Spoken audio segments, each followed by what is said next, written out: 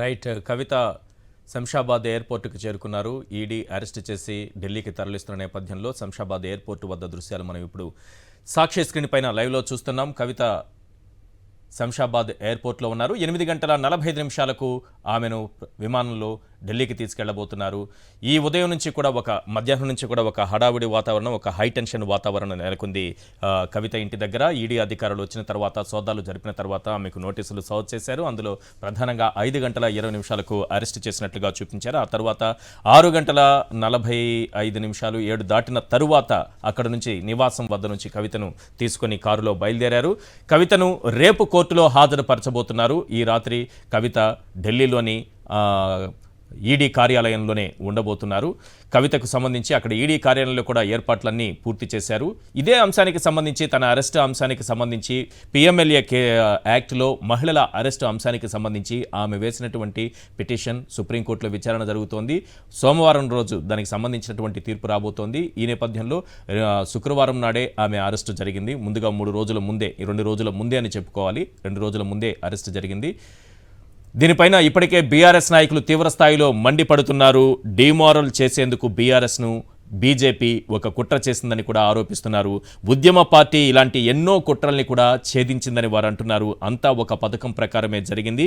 Case 19వ తేదీ కోర్టులో ఉండగా ఎందుకు అరెస్టు చేశారంటూ కూడా బీఆర్ఎస్ నాయకులు నిలదీస్తున్నారు.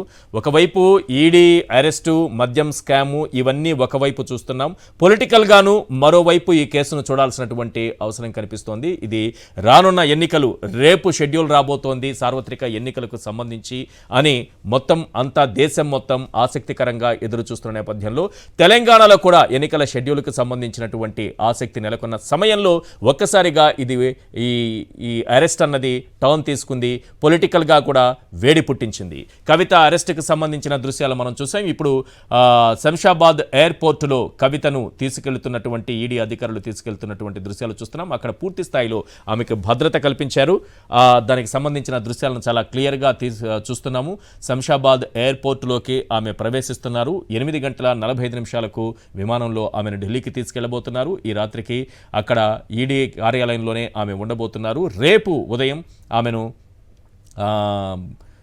కోర్టులో సమర్పించబోతున్నారు, కోర్టులో హాజరుపరచబోతున్నారు. ఈ నేపథ్యంలో సుప్రీంకోర్టులో పిటిషన్ వేయాలని ఇప్పటికే నిర్ణయం తీసుకుంది బీఆర్ఎస్. న్యాయపరంగా పోరాటం చేయడానికి కూడా సిద్ధమైందన్న సమాచారం కూడా మనకు అందుతోంది. అక్కడ ఉన్నటువంటి వాతావరణాన్ని మనం చూస్తున్నాం. శంషాబాద్ ఎయిర్పోర్టులో పూర్తిగా అక్కడ భద్రతా సిబ్బంది వలయంలో ఆమె ఉన్నారు. ఎయిర్పోర్టులోకి ప్రవేశిస్తున్నటువంటి దృశ్యాలు మనం చూస్తున్నాము. ఎయిర్పోర్టుకు సంబంధించినటువంటి భద్రతా సిబ్బంది కావచ్చు, లేకపోతే ఈడీ అధికారులతో వచ్చినటువంటి భద్రతా సిబ్బంది కావచ్చు, మొత్తం కూడా అక్కడ పూర్తి స్థాయిలో ఒక హై టెన్షన్ వాతావరణం లాగా అది కనిపిస్తోంది. శంషాబాద్ ఎయిర్పోర్ట్లో కవిత అరెస్టుకు సంబంధించినటువంటి దృశ్యాలను మనం చూస్తున్నాం. మరి కాసేపట్లోనే 8 గంటల 45 నిమిషాలకు ఆమెను ఢిల్లీకి తీసుకెళ్లబోతున్నారు ఈడీ అధికారులు.